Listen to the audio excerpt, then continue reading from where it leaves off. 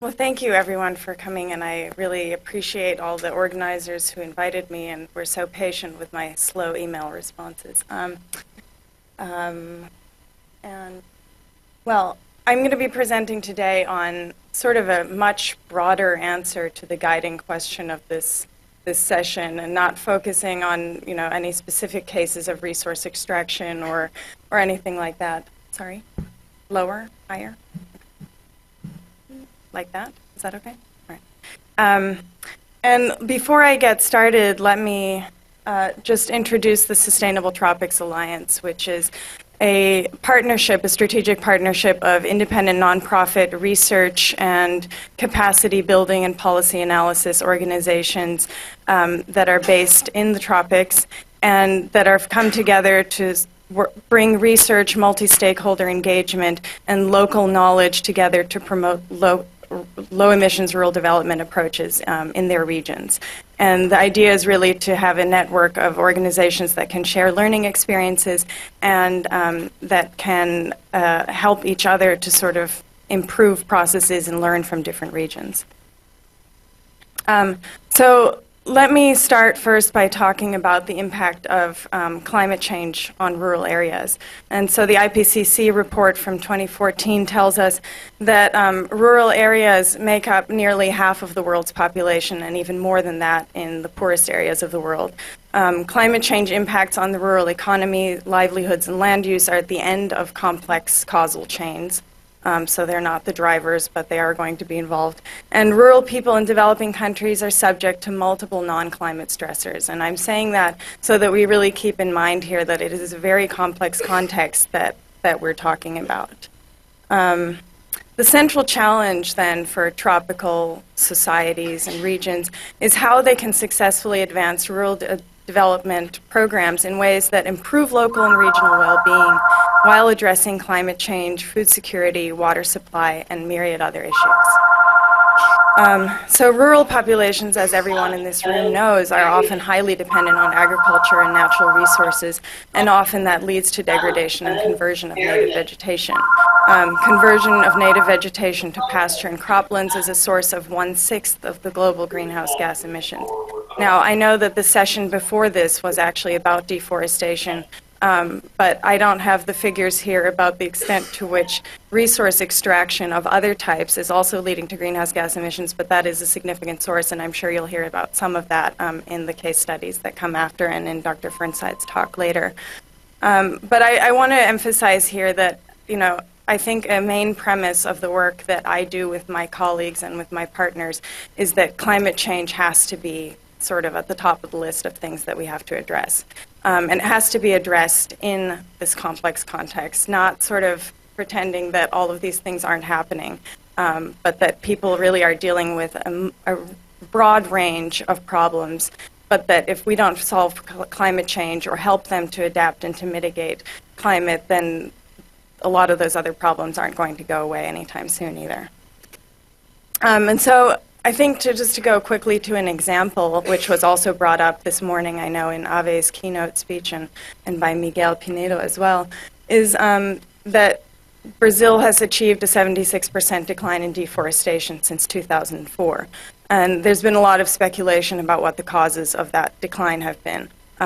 We find that it's a combination of government policies, law enforcement, voluntary initiatives such as the soy moratorium that was cited by Ave this morning. But the decline also had lots of other reasons. One was the increase in protected areas and indigenous lands, which Ave cited this morning. There was also delays in highway construction, which had been planned. There was a reduced demand for cleared land because of a slowdown in the soy markets and intensification of the cattle herd, or cattle production.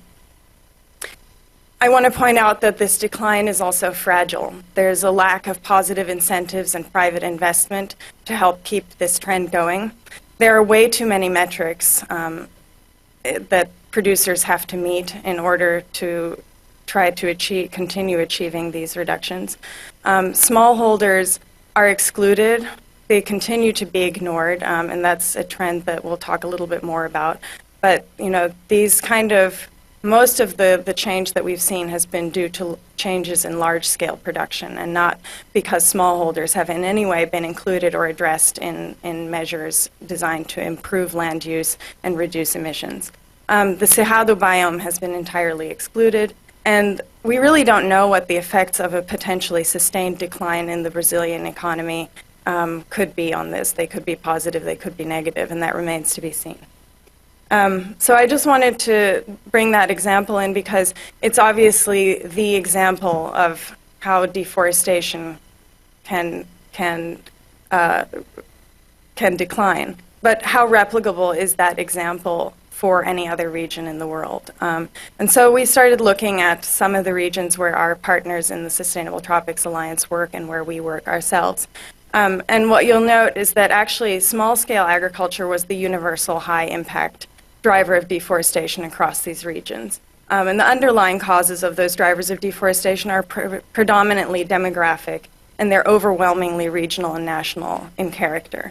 So what I'm trying to say here is that although large-scale agriculture really is responding to international global demands and market changes, that's not the case for what's happening with almost all the other important drivers, and this is the one that's cited most often across all regions, and this is backed up by the literature. You know, you can look at case study after case study, and that trend holds. And you know, I think it's also important to note that economic, political, institutional, cultural, and demographic factors are more common drivers of deforestation than social and technological factors. Those social and technological factors are more related to large-scale agriculture. Okay, why am I belaboring a point that many of you already feel like you memorized 20 years ago? Because I'm a little bit worried about the zero deforestation supply chain commitments as the newest in a line of silver bullets that have been proposed in the conservation and development discussions over decades now. Not that they're not important, they really are. They're an important piece of the puzzle, and it's the first time that we're really seeing these large corporate actors being engaged and sort of being forced to deal with and address their impact. However, to the extent that we're only dealing with supply chains, first of all, there's a level of monitoring and traceability that is extremely hard to accomplish. In some of the examples cited this morning about work in southwestern Pará with TNC and JBS or Marfrig, I guess. These large slaughterhouse companies have a really, really hard time knowing where their calves are coming from. They cannot trace it back to the individual farm. And so in that context, I think what we really need is an approach that is much more holistic, that's dealing with these problems at regional levels, at jurisdictional levels, where there's some sort of,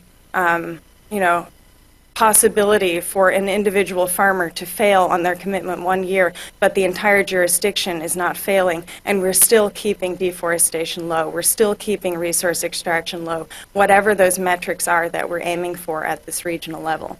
Okay, so these strategies need to be bottom up rather than top down.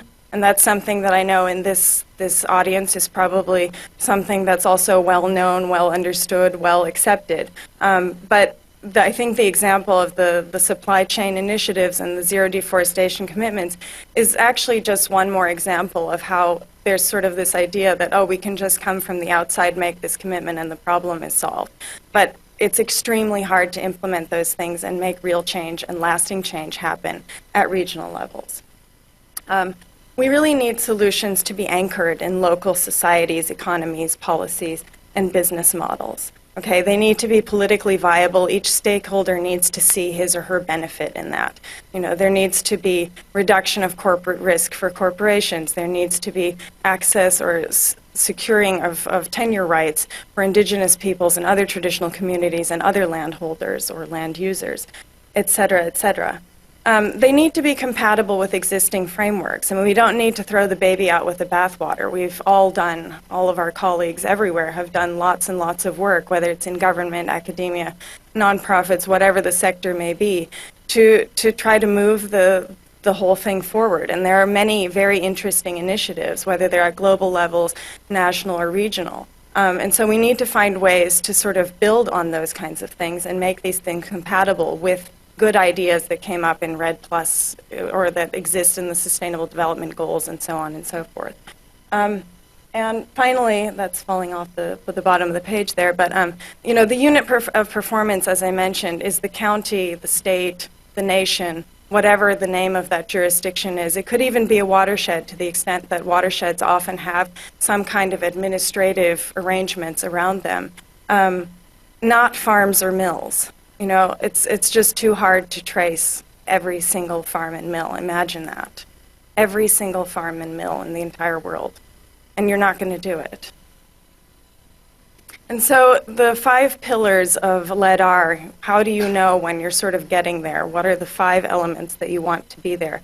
Are well-being, equitable social systems, climate change mitigation, healthy ecosystems, and sustainable economic development. These are, of course, hugely broad categories, but they're a starting point for then at regional scales identifying what does that actually mean? What is contained within each of those units? Here I'm showing a few indicators which I'll talk about a little later. Those are just examples. So when we look at the progress towards low-emission rural development in a few jurisdictions, and these are just some confusing graphs and maps that I don't expect you to actually study, but the idea is that they're spread in different locations. We have only one case in Kenya and one case in Indonesia, but the rest are in Central America and South America. And we do compare them to some of the Brazilian cases. So here we looked at the extent to which policies that are related to or supporting of LEDR exist, or the extent to which they're aligned with one another and with policies in other sectors that are critical. We looked at the extent to which innovative LEDR initiatives might already exist. Those could include, low emissions, agricultural credit programs, and so on. Similarly, we looked at LEDR finance. Is there already REDD Plus type of finance coming in? Are there credit programs like the one I already cited? What about monitoring systems? How publicly available are they? How credible, how transparent, how frequent is that monitoring being carried out? And we also looked at the extent to which indigenous communities and other communities are actually able to secure their rights to land and to other resources, and to be at the negotiating table and really secure their rights and the level of benefits that they feel is appropriate.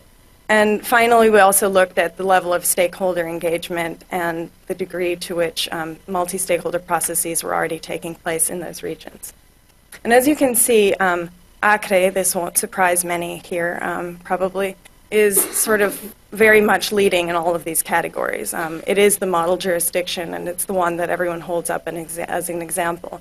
Mato Grosso isn't doing too badly itself, but a lot of the others still have a ways to go on a number of these indicators. And so, many of the jurisdictions still lack performance targets and reference levels that would help them with deforestation or with whatever indicator is of interest. There's a lack of policy alignment, which I already mentioned. REDD finance has really not reached most of these jurisdictions. There's a lot of promise. It's floating out there. Many billions of dollars have been committed over years and years and years, but none of it is reaching the ground, and none of it is really reaching the land users who ultimately actually make the decision about what's going to happen there. Many LEDR pieces are already in place, but they're really separated by different metrics. I mentioned that earlier in the case of Brazil. There's any number of metrics that farmers should try to meet in order to say that, yes, I'm a responsible producer. Forest monitoring and other kind of monitoring, especially, not just forest monitoring, is pretty weak outside of Brazil, unfortunately, and Miguel touched on that this morning about the progress with that. And finally, multi-stakeholder dialogues are really quite patchy, although we think that they're actually pretty critical. So how do we actually get to LEDR? How do we help those jurisdictions that aren't moving quite as fast as Acre has been? First, we need multi-sectoral agreements on milestones. So that means bringing all of these stakeholders together to actually sit down and decide what are our shared goals, and not coming up with probably 50 goals, but initially a few that everyone can live with. Okay, these are important ones. You know, are they reducing deforestation? Are they securing land rights? Are they reducing labor law infractions? Whatever those things might be. The second step is to find, identify, create incentives. And those don't have to be, you know, bags of money being handed out to people. In fact, many of us would say that's the worst way to go about it. But sometimes that can be effective. But, you know, there's many other incentives that could be developed. And I'm not going to talk as much about that in this presentation. And then finally, there's the issue of monitoring. And how do you actually make sure that these metrics or these steps are actually being achieved, the goals that you as a group set. And so just to go back a little bit to our review of these tropical regions, what we can see is, again, not surprising to most of the people in this room, but that smallholders may have a large, and I'm using smallholder here sort of just as a stand-in for the idea of small-scale agriculture and subsistence agriculture and so on.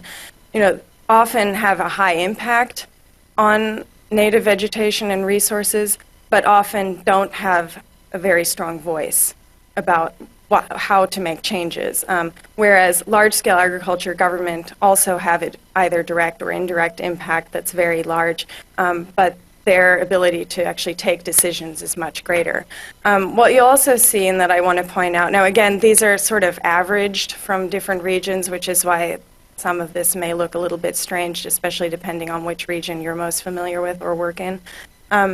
But what I want to point out is the role of NGOs and other civil society organizations, which, you know, part of the reason that we created the Sustainable Tropics Alliance is because we really felt like there was a critical role for neutral, pragmatic, you know, organizations that can bring research and bring information to the table and also convene these stakeholders, facilitate processes and try to actually get people to talk to one another, and be hopefully a credible and trusted kind of organization or set of people who are in the middle of it, who aren't seen as necessarily pushing one agenda or another. And so it's really critical that we not only have advocacy type of organizations like Greenpeace, which was instrumental in sort of calling attention. We continue to need that kind of thing.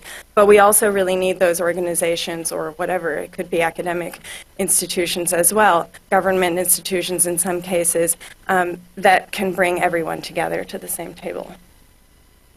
And so once we've brought all of these different stakeholders together, and probably we're not going to right away start by bringing them all to the table at once, but you know, in individual sessions, start talking about sort of what are these shared values and what are the ways in which we can actually measure these things. And I realize that the indicators up there are probably really tiny, but if you look in that outer ring of the wheel here, you'll see some suggestions of what are the ways in which we can actually measure whether we're making progress towards those things. I mean, and you know, this is all related to, okay, what is a good proxy for? Okay, what's a good proxy for, you know, healthy ecosystem? Okay, forest cover. Sure, we can't see from a satellite whether, like, the full complement of biodiversity is there in that forest, but at least we know that the forest cover is there, and we know that that is really beneficial for many, definitely ecological reasons, and also many social reasons, and so on and so forth. You know, some of these things we can already do a really good job of tracking and monitoring. With the technology advances in monitoring using remote sensing data, and the platforms that make those things available, you know, forest cover and biomass stocks and so on are kind of a no-brainer nowadays, and especially even at large scales. When I started going to climate change negotiations 10 years ago or so, I mean, this was still the hottest topic. Oh my gosh, we can't possibly have wall-to-wall coverage. Well, now we have that. So what about all these other indicators? And I think that's a real call to science, to us researchers, to really figure out how can we do that better. How can we figure out ways to actually assess some of these things? And I know many people are working on that. And so here's an example of a monitoring platform that we're working on in conjunction with a multi-stakeholder process that we're leading in Brazil, that's basically trying to eliminate this focus on the supply chain and instead put the focus on individual municipios in Brazil, or especially in the Amazon region, that are meeting certain targets that are agreed upon by, at this point, already over 50 different stakeholder groups that really represent the range of stakeholders in that region. What's been interesting about developing this platform, which eventually is supposed to be owned by whatever the governing committee, steering committee of this process, or it gets embedded in a government agency. I'm not sure exactly how that's going to be working. That's going to be decided by the groups who are negotiating all of this. But it's been interesting to develop this platform and use it as sort of a tool for actually negotiating and for visualizing, oh, what would that mean? If we set a metric like this, what does it mean? If we choose that, can we even pull the data together for that? So here I'm showing deforestation, but this platform also includes information on land conflict and labor law infractions and agricultural production. So it's also trying to help us see, okay, are these also counties where soy production and cattle production is going up, or income is going up, et cetera? So I think I'll almost be done here with a few messages, which are that, you know, conservation, livelihoods, food security, land rights, all of those things which are really critical to these questions of resource extraction, energy use, and so on, I mean, really to the question of sustainable development, can all be addressed in the framework of low emissions rural development. It's not fast, it's not easy, and it's definitely not a silver bullet. And we need some of those fast and easy approaches to come in. But, you know, and I'm probably in some ways preaching to the choir here. You know, I think it would be great if there was sort of a general recognition of how long these kind of social processes take. And that's what this is. They are social processes, and we have to see it as such. They're not, you know, just business sort of proposals. They are really long-term social processes, and that needs to be realized. You know, multi-stakeholder processes are of central importance, and what's really critical is to make sure that sort of all the players are starting to get on the same page, or at least on a level playing field. Many of the weaker players that I highlighted aren't probably going to feel very positive about this initially, and how do you actually create a level playing field? And then at the same time, the powerful players sort of see, oh, there's no benefit in that for me, how is this actually helping me? So that's, you know, a job, I think, for the convener and facilitator to try to work on.